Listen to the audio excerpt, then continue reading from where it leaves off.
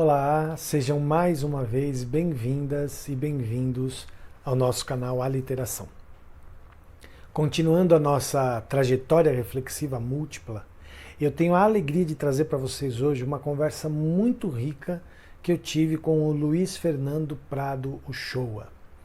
O Luiz Fernando é jornalista, professor, pesquisador em transmasculinidades, coordenador do Núcleo de Transmasculinidades da Rede Família Stronger, coordenador adjunto da área de homens trans da Aliança Nacional LGBTQI+, e colunista do projeto Vidas Alternativas Brasil. Eu tive o privilégio de conhecer o Luiz Fernando em 2012, durante a formação dele em jornalismo na Universidade de Guarulhos. Convido vocês a assistirem essa conversa, que, como eu já disse, foi muito rica e muito importante. Vamos lá? Bom, Luiz, então a ideia é deixar você à vontade para falar o que você quiser. Eu vou lançar uma primeira pergunta só como uma primeira provocação, tá? Você é um jornalista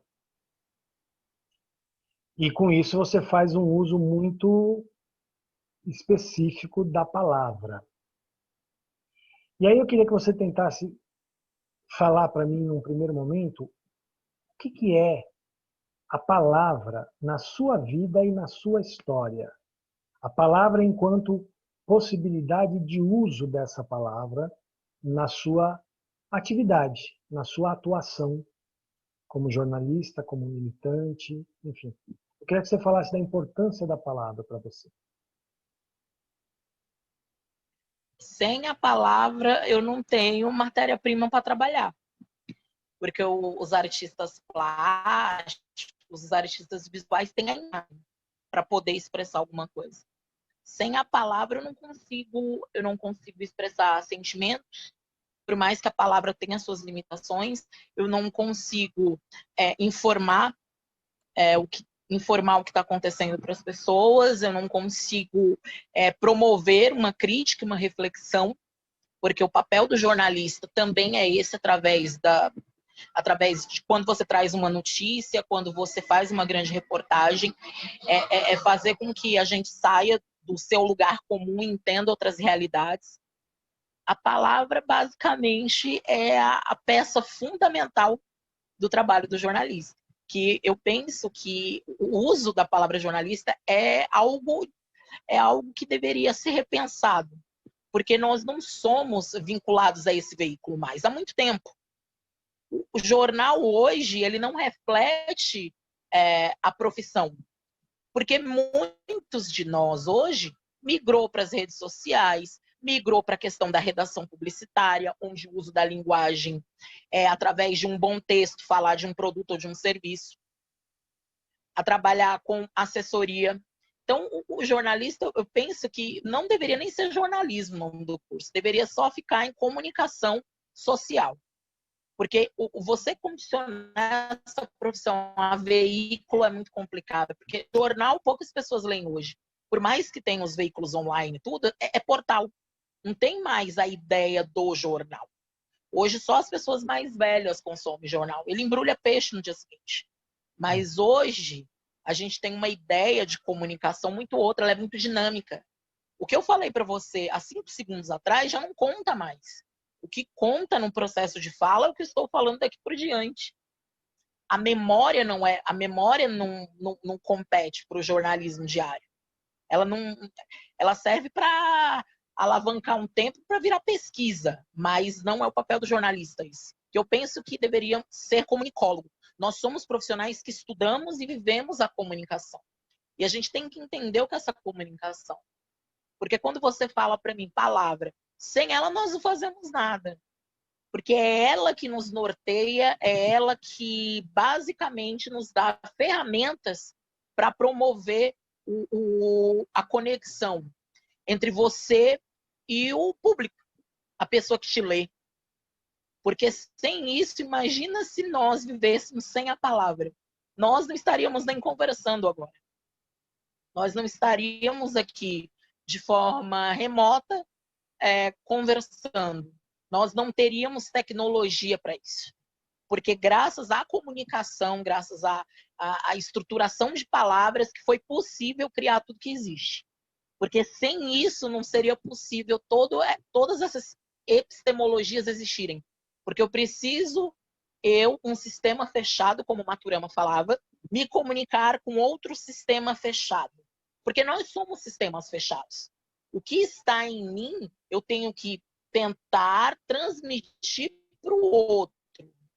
O outro não vai entender exatamente como eu penso, mas vai entender nuances. Ele vai conseguir se aproximar de mim através deste veículo, que é a comunicação. Estou tratando aqui de uma forma muito grosseira, que a coisa não funciona exatamente assim, mas sem a palavra fica impossível qualquer tipo de aproximação minha com o outro. Sem a palavra não existiria algo muito precioso para nós, que são as bibliotecas. Porque o escritor iria escrever o quê? Sabe? Sem a palavra, nós não teríamos língua. Sem as línguas, nós não conseguiríamos captar todo o processo social, histórico, cultural de uma sociedade ou das sociedades. A palavra, ela é a principal ferramenta que nos diferencia de outras espécies. Porque através da palavra eu posso criar coisas maravilhosas, como também criar coisas não tão boas assim. Porque nós somos humanos, nós permeamos nessa contradição entre o bom, entre o mal. É uma coisa meio maniqueísta, mas a gente permeia por esses caminhos. Nós temos isso dentro de nós. Isso que você falou é muito importante.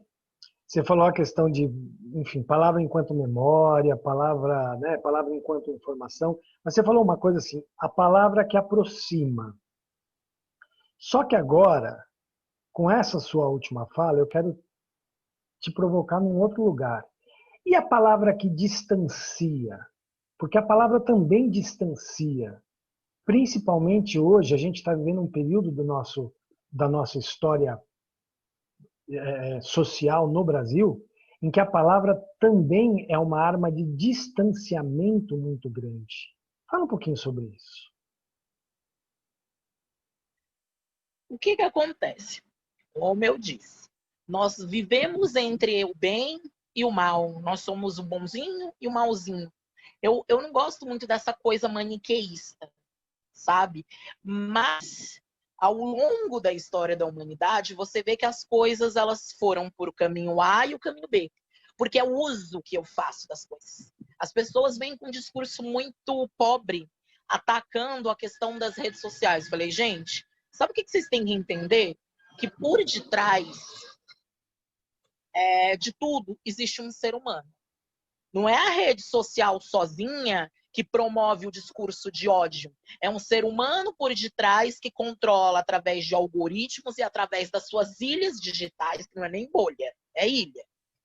Os discursos. Eu me sinto realizado na minha ilha. Você se sente realizado na sua.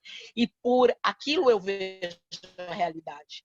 Nós tomamos para nós aquilo que nos é conveniente. A palavra, ela afasta a partir do momento que você se recusa a ver outras realidades. Você se torna um idiota. Você se torna alguém que só olha para si. Porque as pessoas não entendem a epistemologia da palavra idiota. Idiota é aquele que olha para si. E nós somos idiotas. Nós somos uma sociedade de idiotas. É muito mais fácil eu olhar o mundo a partir da minha ilha digital. A palavra em si, ela não é culpada. Quem é culpado é o ser humano que faz o uso da palavra para distanciar. Porque eu quero atacar aquilo que é mais inerente no outro. A subjetividade. Quando eu ataco a subjetividade de alguém, eu reduzo esse alguém a nada. E quando eu reduzo alguém a esse nada, a essa coisa que é desconhecida, esse alguém, ele se descaracteriza de humano. É isso que as pessoas fazem nas redes sociais com a ideia dos seus debates. Que, na minha opinião, ninguém debate em rede social. Aquilo é uma coisa insana, as pessoas não debatem. As pessoas se atacam porque as pessoas querem descontar naquele ambiente todas as frustrações da sua vida real e querem ser os ditos justiceiros virtuais. Elas odeiam, elas atacam porque elas não conseguem viver uma vida plena no capitalismo. Como eu vou viver uma vida plena no capitalismo se eu só sobrevivo para pagar a conta? Isso quando tem emprego. E quando eu não tenho emprego? Quando eu não tenho nada? E quando eu tenho o mínimo do mínimo do mínimo? Eu tenho só aquele momento para poder defasar todas as minhas frustrações. E o poder se utiliza disso. O poder, como dizia Maquiavel, dividir. Você tem que dividir as pessoas para conquistar. É dividir para conquistar. Eu tenho um grupo de pessoas aqui, elas têm pontos em comum. Eu vou dizer para elas que elas não têm. Eu vou montar um sistema onde eu, branco, passo a me sentir superior ao negro, sendo que a gente pode ser os dois pobres.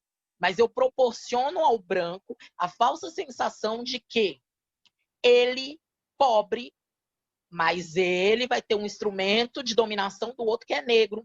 O homem é assim, o homem cis, hétero, ele está no topo da cadeia. Aí ele não quer perder o topo. Aí ele vai fazendo os seus processos de dominação. Isso acontece com a linguagem. A linguagem ela é um mecanismo de opressão. Por que a gente fala todos e não todas? É muito fácil as mulheres escutarem a vida inteira todos. Todos e não se ofender. Nas minhas apresentações eu faço questão de falar todas primeiro. Aí sempre vem um homenzinho bonitinho, mas você falou todas. Então, né, um homem branco, cis, hétero, enfim, eu, que estou no topo da cadeia, como você mesmo disse, né, de maneira muito precisa, a gente tem que buscar o tempo todo se desconstruir. Eu, por exemplo, criei o hábito nos vídeos, e se você assistir aos vídeos do canal você vai ver isso, eu criei o hábito de falar todas e todos, mas sempre com todas primeiro. Sempre. Então, assim, as escritoras e os escritores, as autoras e os autores.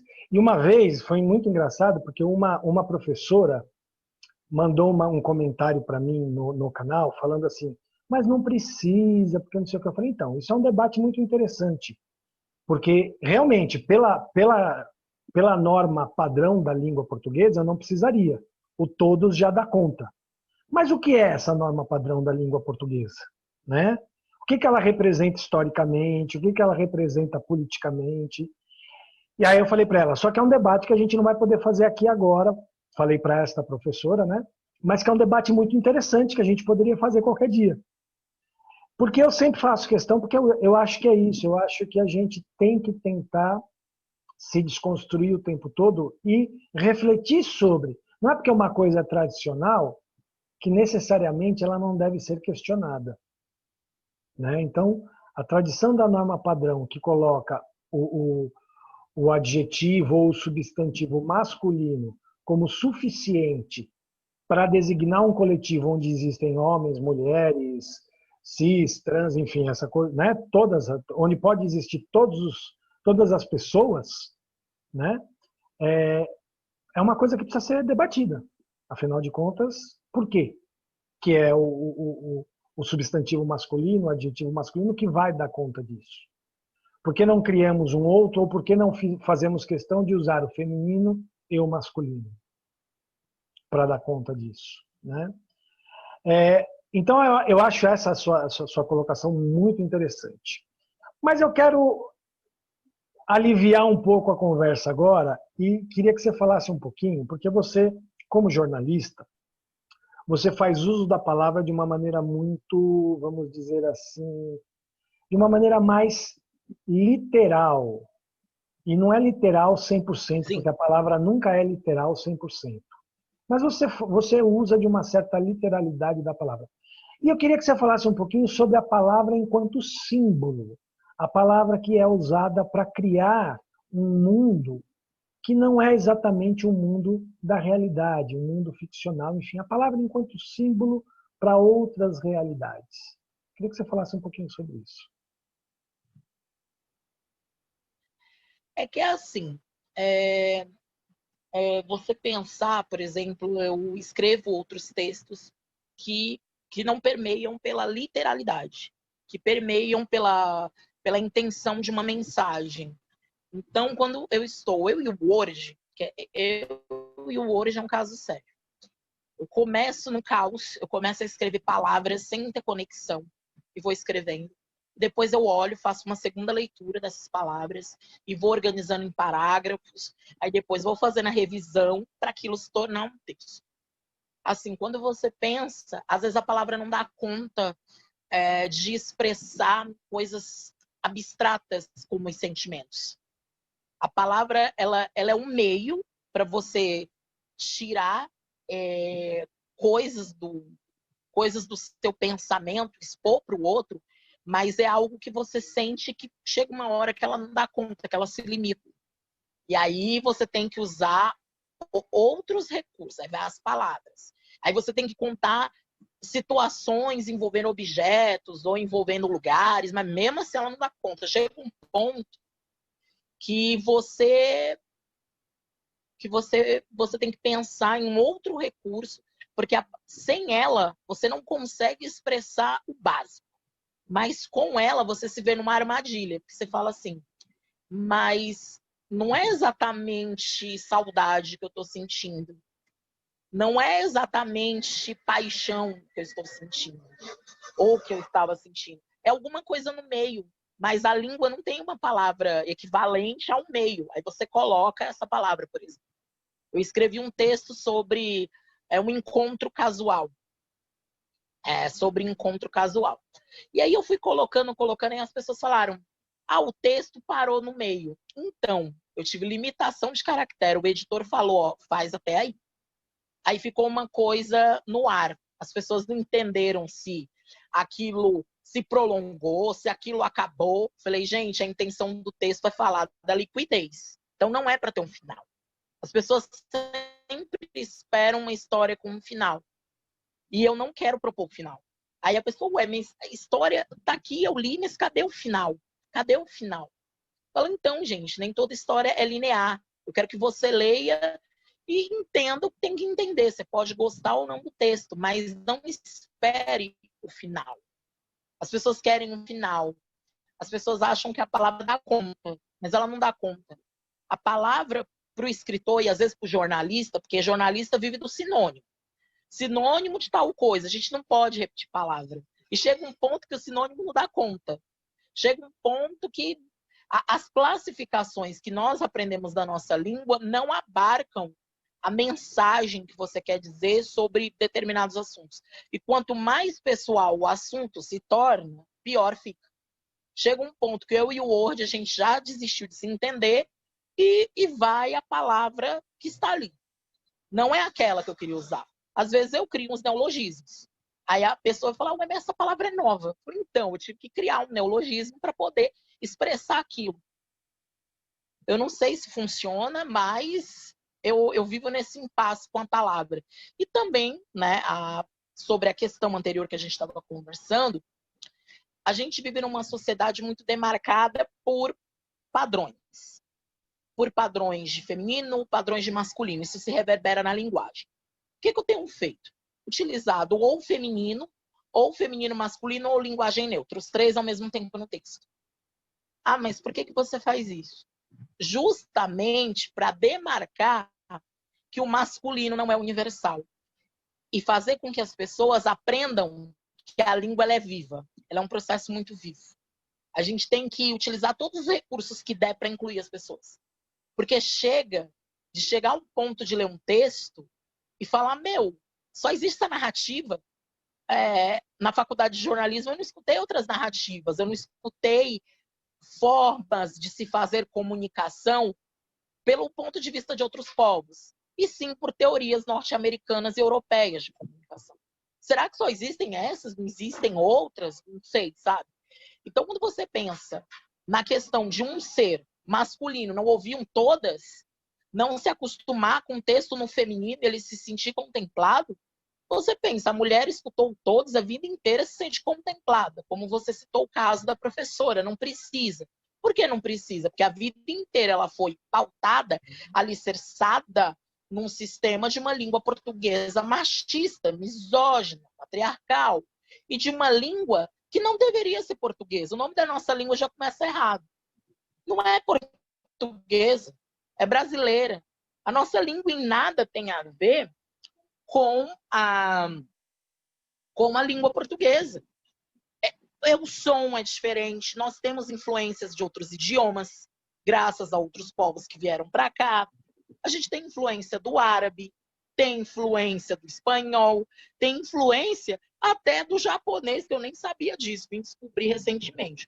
Mas, assim, a gente tem influências. E português de Portugal não tem, porque eles ficaram presos ali no sistema linguístico deles.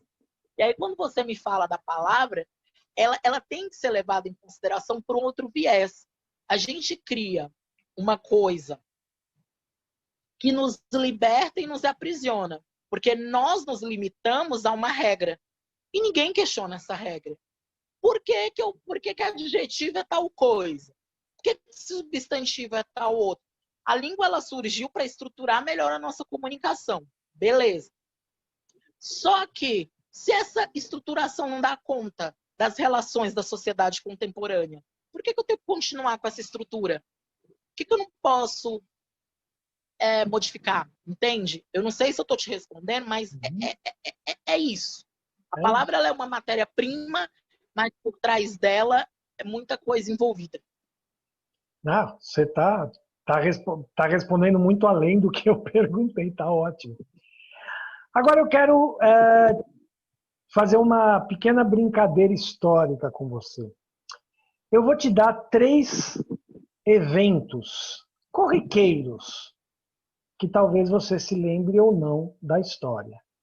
E eu queria que você tentasse traçar uma linha do Luiz a partir desses 3 eventos históricos que eu vou colocar para você, tá? O primeiro evento é 2012, Universidade de Guarulhos, sala do curso de Comunicação Social, Jornalismo. Esse é o primeiro evento. Segundo evento, ano de 2016, num terreiro de candomblé no bairro do Belém, em São Paulo, num evento onde se discutia como que as religiões de matriz africana lidam com a questão da transexualidade. E o terceiro evento, ano de 2020, em meio a uma pandemia, uma conversa virtual pela plataforma Zoom. O que é que esses 3 eventos têm em comum?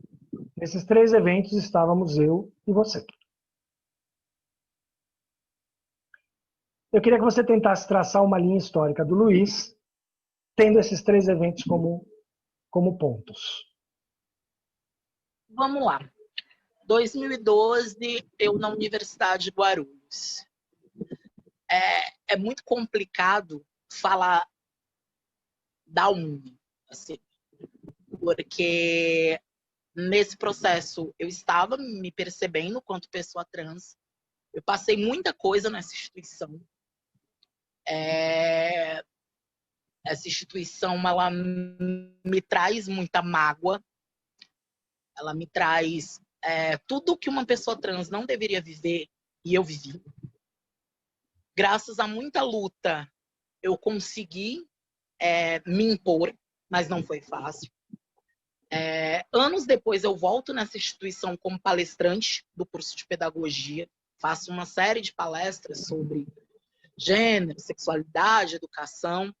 Tem um artigo meu publicado na revista Educação dessa mesma instituição, graças a uma amiga minha que é professora dessa instituição, que me incentivou a mim e outras pessoas também a escreverem.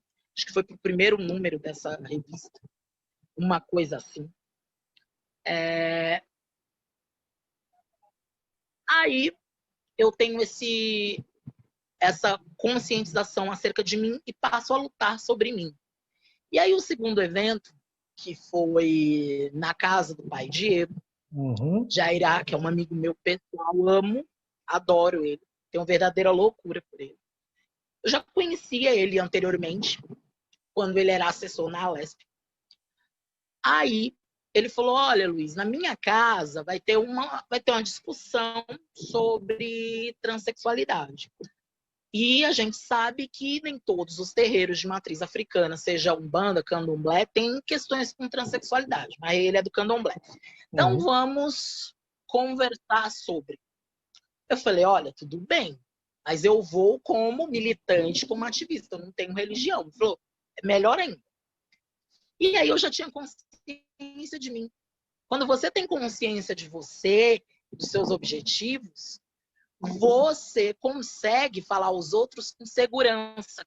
Coisa que em 2012 eu falava de uma forma infantil, porque eu não tinha total consciência de mim. E já lá, naquela casa, naquele terreiro, eu estava empoderado. Eu estava com consciência total de quem eu era. Eu tinha rompido todas as amarras que me prendiam a uma vida que não era minha. Então, ali, eu estava firme e forte para ser o Luiz Fernando.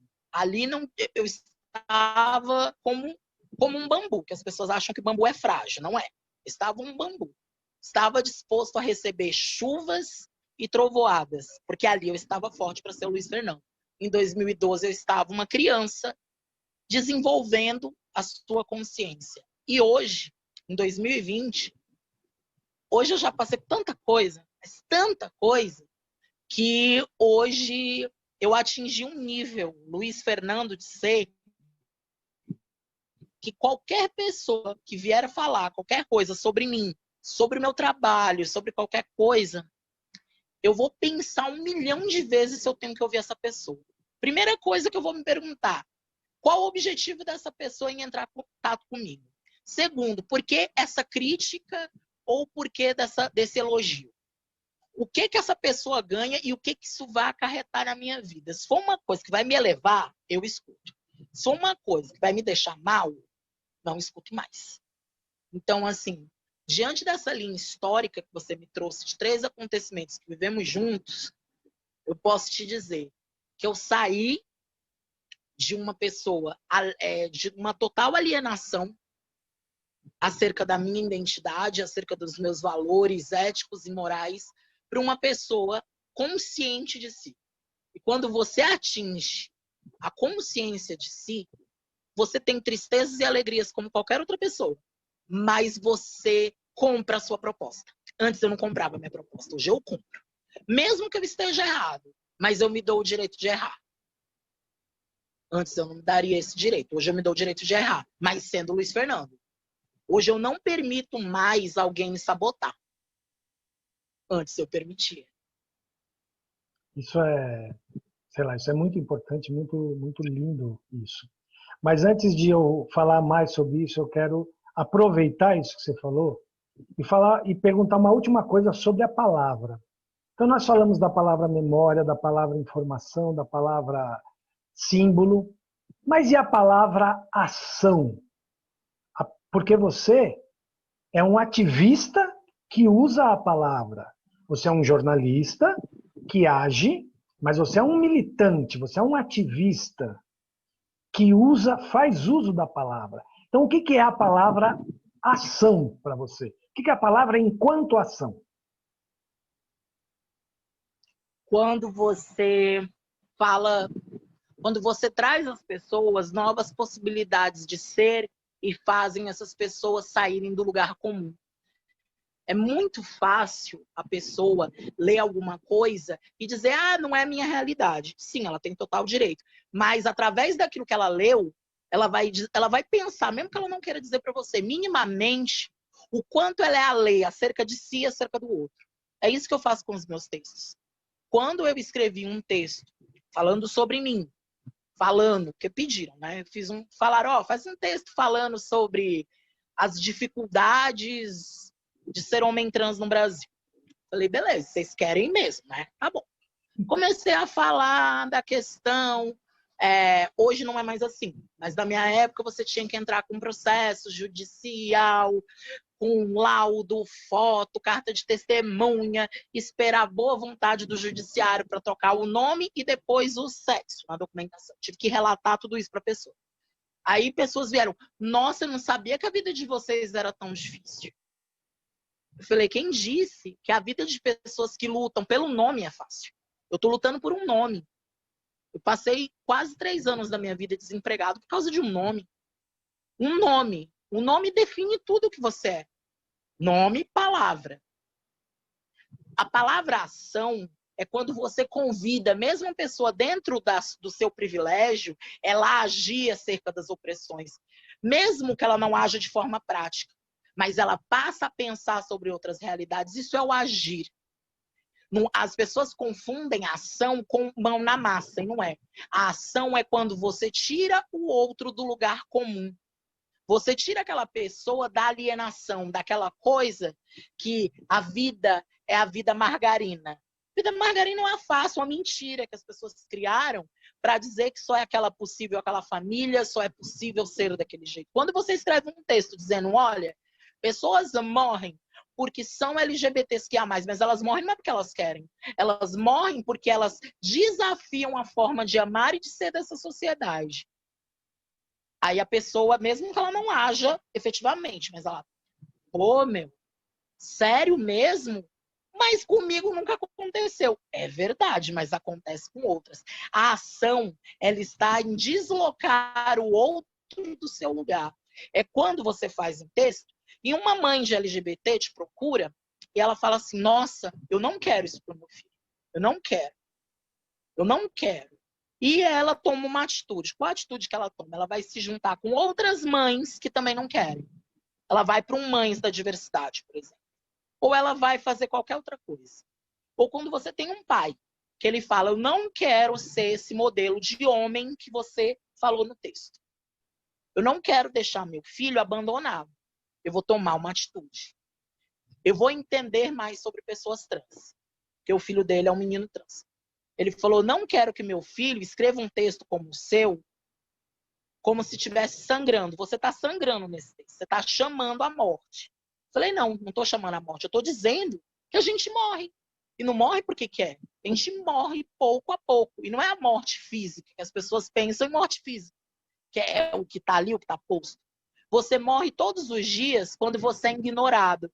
Quando a sua população não é citada nas palavras. A gente está falando de palavra. A palavra é o que traz memória, é o que traz ação, é o que traz empoderamento. E quando essa população não é citada para isso, aí fica complicado.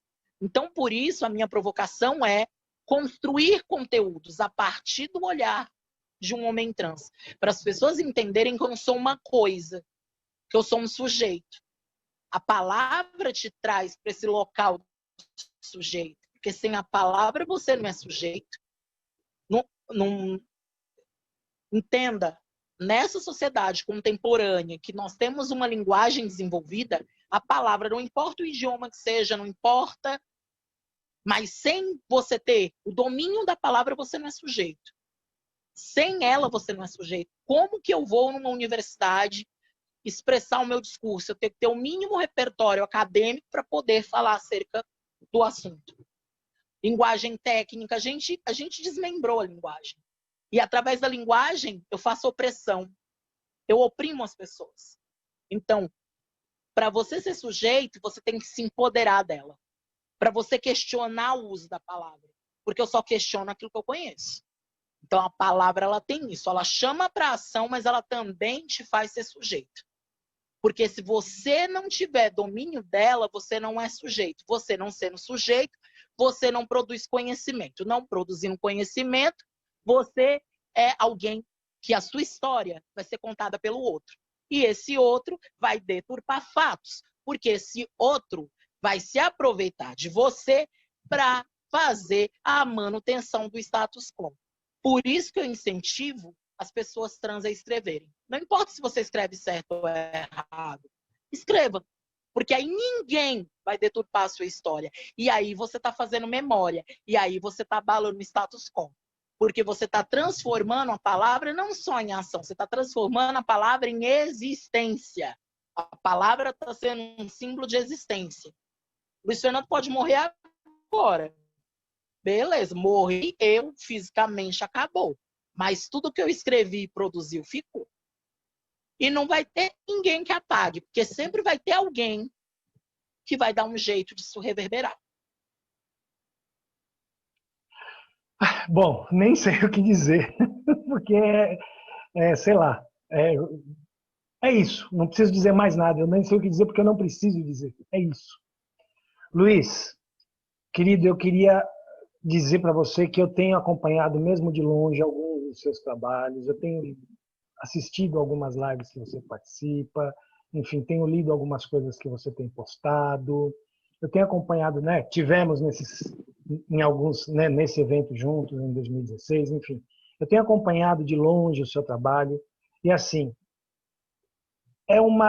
para mim é uma alegria muito grande ver a sua trajetória, ver a sua trajetória enquanto jornalista, enquanto militante, a importância da sua trajetória. E eu fiquei muito, muito feliz quando você aceitou bater esse papo comigo. Porque eu estou começando esse canal ele tem 3 meses de existência só, tá? E eu quero que seja um canal que se consolide pela diversidade de discursos, né? Diversidade de discurso. Esse canal ele está ligado a um blog que tem uma revista. Então, por exemplo, a revista ela é publicada com textos de pessoas do Brasil inteiro. A ideia é a diversidade mesmo, de estilos, de pessoas, né? Tanto que eu chamo esses bate-papos que eu estou tendo com você e com outras pessoas de trajetória reflexiva múltipla, porque eu acho que a gente precisa começar a refletir a partir de outras epistemologias, a partir de outras visões de mundo. Porque chega, a visão que a gente conhece, e que é a visão dominante, a gente já conhece, já está aí há muito tempo. Então tá bom. Não é que a gente está negando ela, mas a gente precisa entendê-la melhor e saber que existem outras. Né? Então, assim, eu fiquei muito feliz, muito, muito contente mesmo de você ter aceitado. Queria te agradecer. A gente poderia ficar batendo papo aqui realmente por horas, mas tem a limitação do tempo do vídeo, né? 2 vídeos que eu costumo colocar vídeos curtos, porque eu acho que é melhor, principalmente para a gente que está começando no canal, né? Para atrair as pessoas, enfim. Mas assim, eu queria muito te agradecer por esse papo. Foi muito importante, muito gostoso. Te rever, mesmo que remotamente, mas num lugar mais próximo, né? Porque hoje nós estamos mais próximos. Foi muito bom, muito bom. Então, sei lá, só tenho gratidão em relação a isso. E queria deixar esse espaço Não, final para você. então, assim, eu aceitei participar, né? Porque eu gostava das suas aulas, eu gostava da sua postura como professor, enfim, e acompanho suas coisas também. Gosto muito do significado que você dá para a arte, para a cultura, dessa forma que você tem de subverter as regras, eu gosto muito. E, assim, sorte no projeto, eu espero ter colaborado, eu espero ter seguido mais ou menos o roteiro, que eu tenho fama de não seguir os roteiros. Minha vida foi não seguir roteiros. Então, eu acredito que eu tento seguir roteiros, mas às vezes não dá muito certo. Mas eu espero ter colaborado, eu espero ter trazido contribuições importantes aí para o canal. E, assim, conta comigo porque se precisar. Depois me passa direitinho o nome do canal e tudo mais, porque eu vou divulgar, eu sempre divulgo as coisas que eu participo, até para as pessoas conhecerem não só o episódio eu participei, mas conhecerem as coisas que você está produzindo com outras pessoas. Para a gente sair das ilhas sociais, para a gente sair dessas ilhas. Eu não chamo de bolha, porque bolha é história. A bolha é história, a ilha não. A ilha continua lá. A gente já parou de bolha. A gente está numa ilha, eu escuto o que eu quero, você escuta o que você quer e tá tudo certo. E não é assim. A gente tem uma visão distorcida da realidade. Eu não discuto mais em ambiente virtual. Porque não vale a pena. Porque as pessoas elas não querem um debate lógico, argumentativo. Elas querem partir para agressão. E eu não vou agredir ninguém. Não vale a pena. Eu vou pro textos, eu vou pelas lives que eu faço. Você quer assistir, beleza. Você não quer, fica à vontade. Tem alguém que quer. Então, também eu tenho esse trabalho no meu Instagram de trazer as diversidades em todos os campos. eu te convido. Sábado que vem eu vou fazer uma live sobre literatura e sentimentos. Eu acho que você vai gostar. Vou fazer com um professor em filosofia, que tem uma pesquisa sobre o amor em Platão. E eu acho que você vai curtir. Ele é muito legal. Que horas no próximo sábado? Vai ser, acho que às 19 horas. Legal. Eu vou te mandar o flyer. Manda. Vou te mandar, que eu acho que você manda que inclusive eu divulgo no blog, enfim, divulgo para as pessoas assistirem. Isso, vai ser bem legal. E assim, tem outras lives também lá. Tem sobre tudo que é assunto que você puder imaginar. Sobre sexualidade, sobre gênero, sobre política, sobre educação. Enfim, eu fiz desde março, desde o início da pandemia, eu fiz umas lives. Participei, e eu acho que você vai curtir o conteúdo. Assim. E assim, eu fiquei feliz, mesmo que à distância, né, devido à pandemia, mas assim, foi bom ter te revisto. E eu espero que a gente faça mais coisas juntos. Eu também espero. E quanto à questão do roteiro, eu vou dizer a você, se eu tivesse escrito, porque eu também não gosto de escrever muitos roteiros na minha vida, mas se eu tivesse escrito um roteiro para esse papo, ele não teria sido tão bom quanto o papo foi na realidade. Tá? Então, queria realmente mais uma vez te agradecer, Luiz. Querido, um beijo grande, sucesso. Nós vamos nos encontrar outras vezes, com certeza. Tá? E valeu. Bom, quem quiser assistir a live que o Luiz Fernando citou no final da nossa conversa, eu recomendo. E o link de gravação da live está aqui, na descrição do vídeo. A nossa dica de livro dessa semana é o livro do Luiz Fernando, chamado Simplesmente Homem. Relatos sobre a experiência cotidiana de homens trans. Esse livro que vocês estão vendo aqui. Esse livro ele é fruto do trabalho de conclusão de curso do Luiz Fernando quando ele se formou em jornalismo. E nele, o Luiz Fernando mistura a linguagem jornalística com a linguagem literária para compor diversos capítulos que vão revelar de maneira profunda o cotidiano de homens trans. O Luiz Fernando recolheu dados através de pesquisas em artigos científicos, livros, entrevistou profissionais de várias áreas para compor um universo múltiplo de horizontes de compreensão das transmasculinidades. O objetivo, segundo ele, é fazer com que as pessoas entendam que os homens trans querem simplesmente exercer a sua identidade de gênero livremente, sem a necessidade de atender a nenhum tipo de expectativa social. Certo? Quem quiser adquirir o livro, todos os dados referentes a ele também estão aqui na descrição do vídeo. É isso. Espero que vocês tenham gostado. Mais uma vez eu peço a todas e todos para curtirem esse vídeo, assistirem aos outros vídeos, comentarem, compartilharem, se inscreverem no canal, visitarem nosso blog, acessar nossas redes sociais, enfim, ajudarem a gente a fortalecer cada vez mais esse trabalho que, como eu já disse muitas vezes, a gente faz com muito carinho e com muita alegria. Certo? Só mais um recado. Termina na sexta-feira o prazo para o envio de textos para o segundo número da nossa revista Fluxos. Então, quem tiver interesse em enviar textos, manda para o nosso e-mail até sexta-feira, certo? Valeu, gente. Até semana que vem. Tchau, tchau.